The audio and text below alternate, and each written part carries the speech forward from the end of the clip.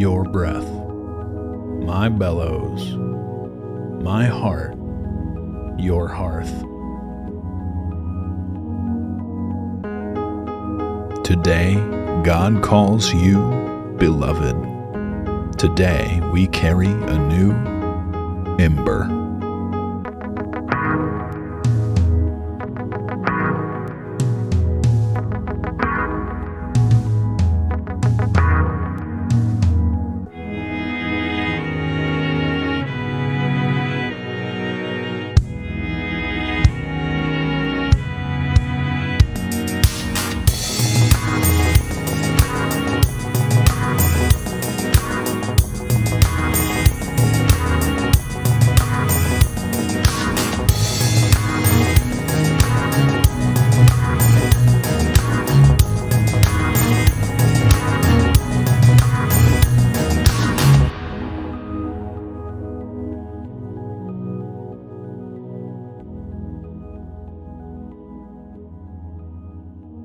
Well, welcome to Embers, a Whisper and Flame podcast.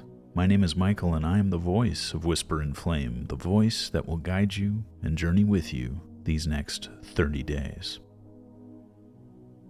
When your flame has burned down to embers, and all you can do is but whisper, you are welcome here. If you haven't yet, pick up a copy of Embers, 30 Days for Holding What Remains. It's a guided devotional journal that lets you encounter art and poetry and scripture and gives you a place to write your story for yourself. Visit our website, whisperandflame.store, or our Etsy shop, or Amazon. I'm a former staff pastor at an inner-city homeless shelter. I was a hospice chaplain working with patients facing the ends of their lives. I planted a church that welcomed deconstructing Christians before deconstruction was even a term.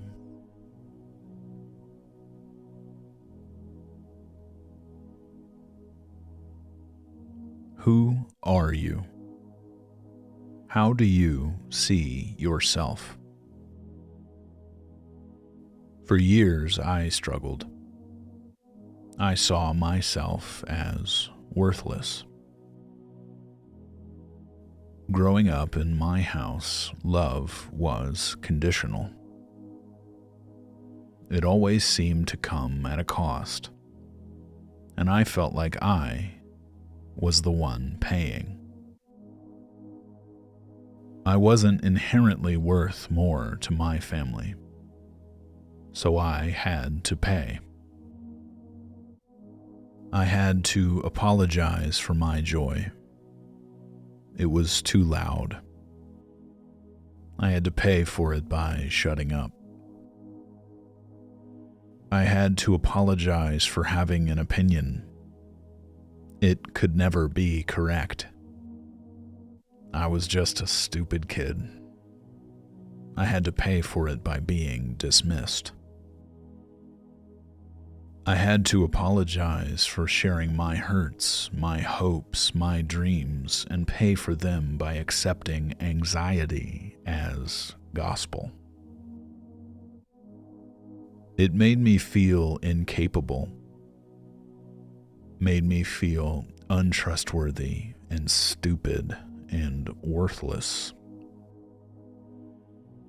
And because my identity was forming in those many early moments of dismissal, the name I adopted for myself sounded something like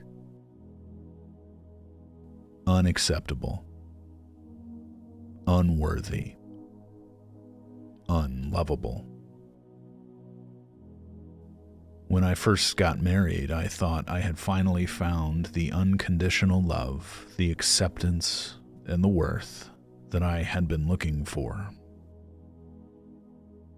And for a while, we got close to that. One time, many years ago, we were visiting my family for Christmas. I was playing a game with my daughter and my mom in a back bedroom. My dad and my ex were in the living room talking. he tended to open up to her for some reason, much more so than to me. And this time was no exception. For some reason, when holidays rolled around, there was more ink spilled than usual on my mom's mom. If you haven't listened to Ember 13, which is a pretty decent encapsulation of what she was like, I'll give you the quick version. I think we all know that a grandparent is traditionally supposed to be a warm, nurturing presence for a child. An extra layer of unconditional love in a kid's life. But my grandmother was cruel. Her words of affirmation were belittling comments and incredulity at a little boy's joy. Her acts of service were eye rolls and harsh laughter at my expense.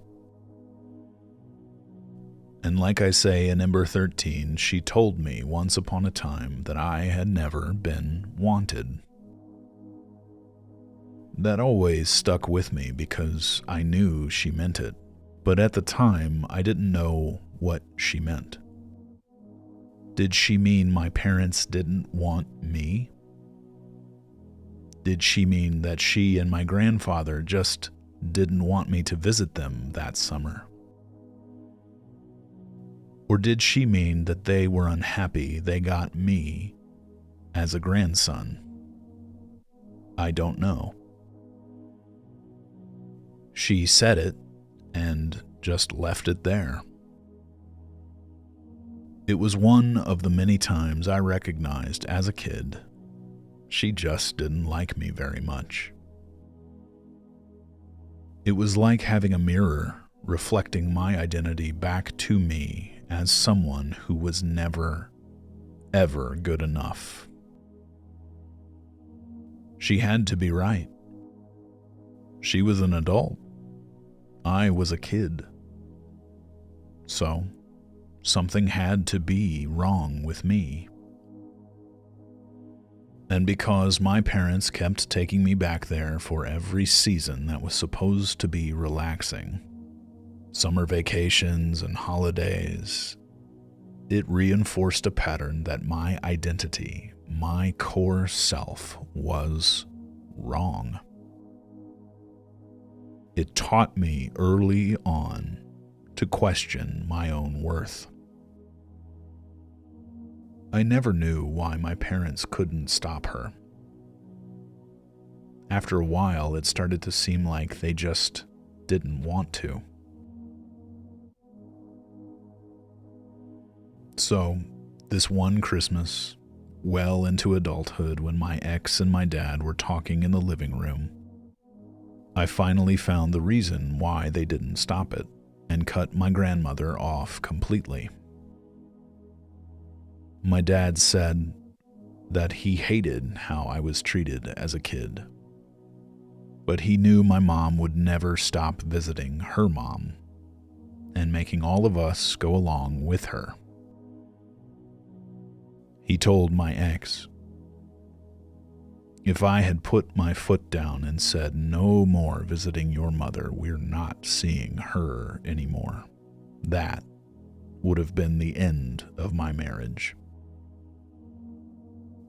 He thought to himself, save my marriage or save my son.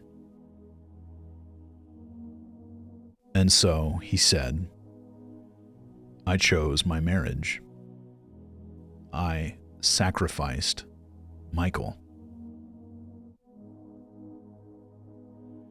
She told me this later on the car ride home, that was what he said, and the word he used.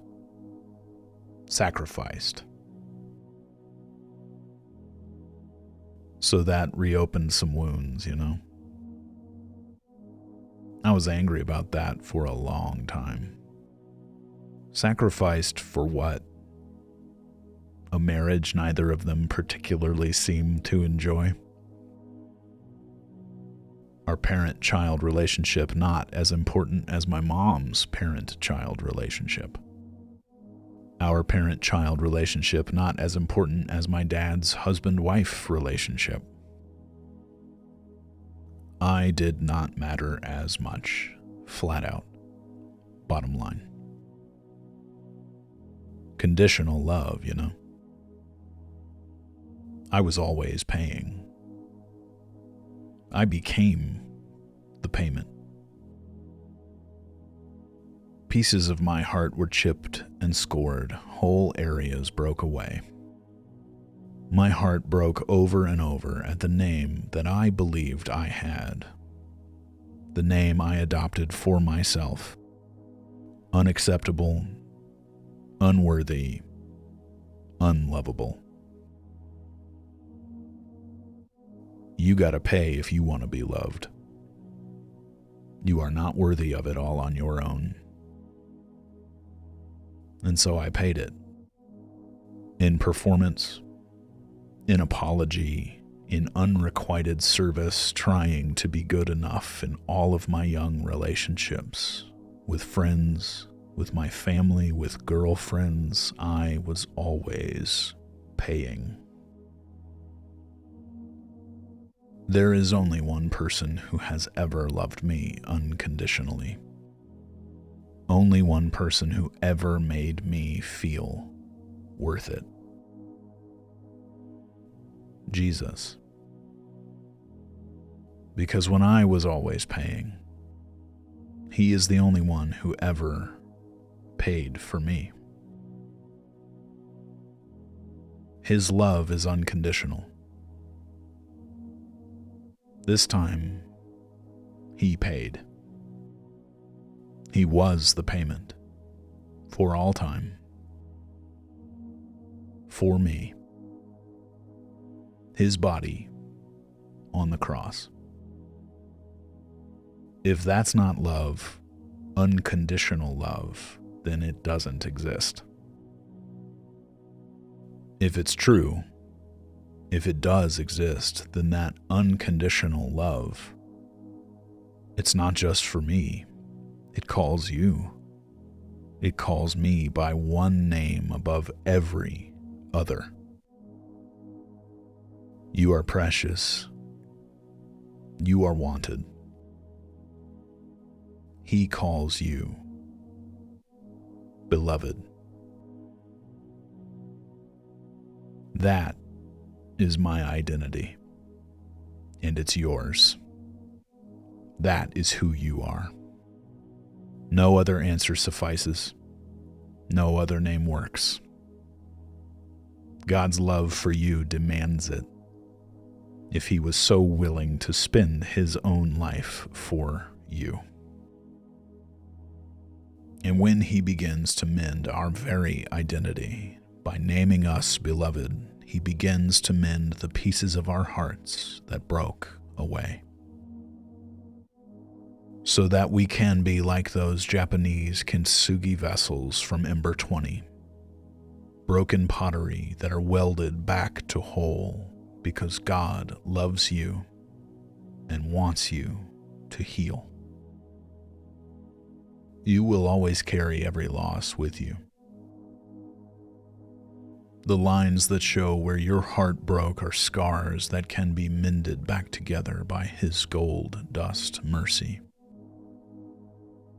You will always carry those scars, and you will always remember the days where your fire failed to just embers.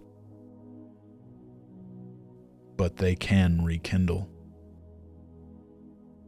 The heart that was broken can be remade. And whatever name you were tempted to call yourself can dissolve when God gives you your true name.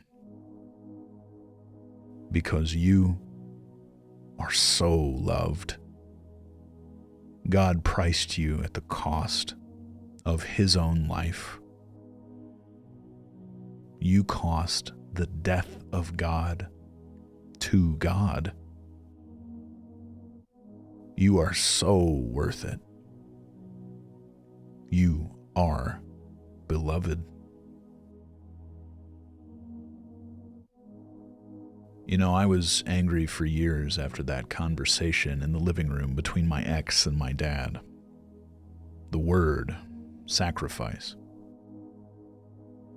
A couple years later, it was the holidays again. My parents came over to celebrate, and we were watching a kids' movie with my daughter. I was sitting in my armchair thinking about my parents and remembering that conversation. I felt the old sadness again, the loss, the worthlessness. And it made me start to wonder if I was experiencing this because really God felt the same way. That I wasn't lovable after all. I was worthless. And that was my true name to God. That thought was a temptation to believe the worst of God and of myself, and I wanted to believe it. I wanted to because it would make it all make sense, at least. But just as the thought began to tip over into something really magnetic and believable, sitting in my chair, I felt something start to happen in my body. A heat, a tingling on the back of my neck. It slowly began to spread down around my upper back and shoulders and then wrapped around to my chest. The sensations met over my breastbone and crossed each other and lingered there. I knew immediately what it was.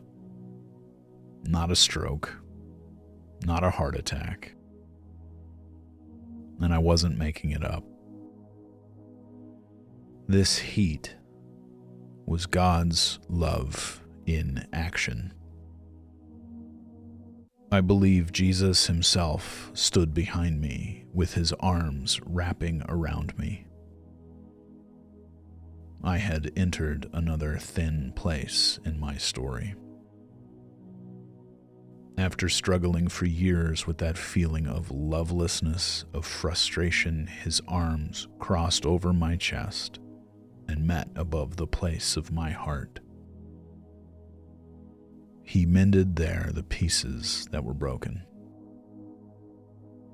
I knew it was him, and I knew he was telling me that I was also beloved by him.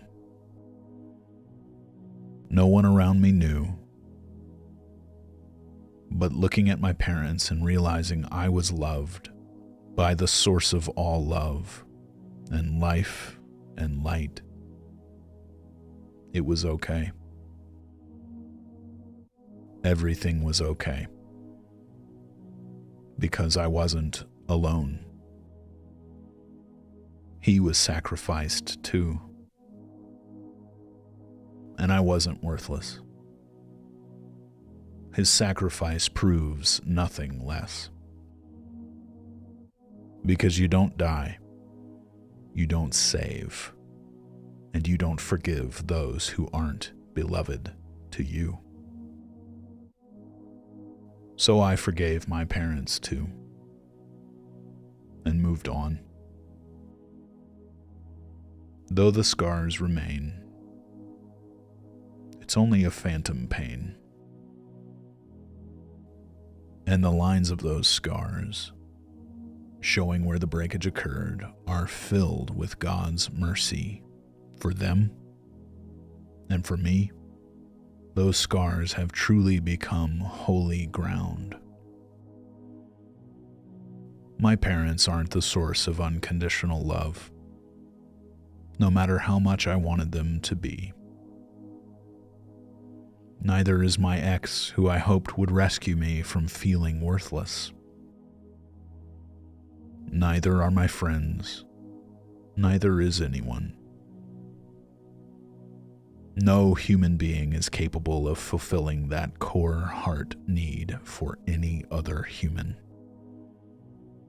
Admittedly, Some get close. Some get very close. Many others don't. But when we expect others to love us in the very special way that only God can, we make them into little gods, and we worship them. We pay into those relationships and we sacrifice to them, but they were never meant to contain our worship. Those relationships sooner or later become toxic places that don't meet any needs any longer. The only person who can love like Jesus is Jesus. It had to be the one who priced me and priced you as beyond price, who priced you at the cost of God's own life and paid it all. The cross destroys any idea of our worthlessness because it makes you priceless. So who do you really believe you are? If you asked God that same question about you, what do you think He would say? Yes, the losses will remain in our lives. The lines of fracture, the scars and phantom pain. It's okay. Jesus' hands are scarred too. But our losses can bring us new meaning, new purpose, and new life. Your heart can be one where the pieces that have broken off were mended back together with the gold of God's love. And that heart can start to beat again. He is ready to wrap His arms around you in your moments of hurt. When we feel worthless and alone, His is the voice that knows our name and calls out. He comes to us, calling to us, reminding us about who we really are. That our worth doesn't come from how people treat us, or the names we've been given, or the ones we adopted for ourselves. It only comes from the name God gives us. Even when we feel utterly worthless, there is only one truth. You are precious. You are wanted. You are beloved.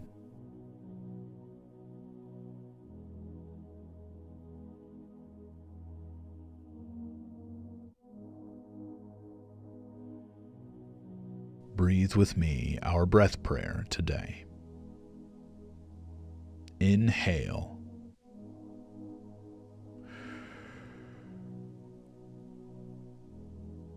Always known. And exhale.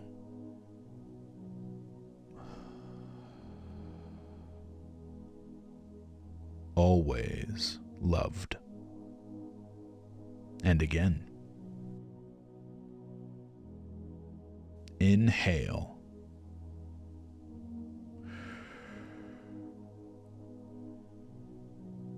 Always known. And exhale.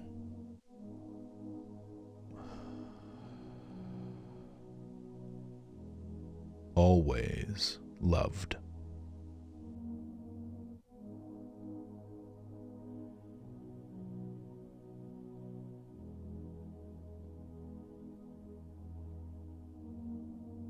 I want to know your story.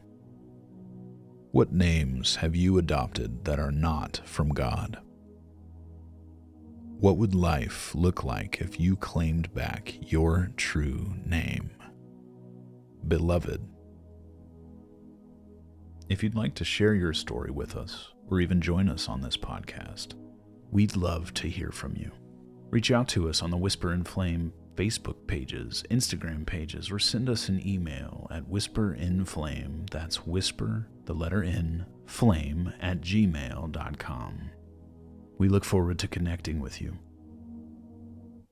Thank you for joining me today for Ember 29, Beloved. Pick up a copy of Ember's 30 Days for Holding What Remains from our website. Allow me to bless you as we depart for now. The Lord bless you and keep you. The Lord make his face shine on you and be gracious to you. The Lord lift his countenance upon you and bring you peace. Before you go, remember, even the grave is not godless, but a child's lost and found. You, yes, you are beloved, every scar, holy ground.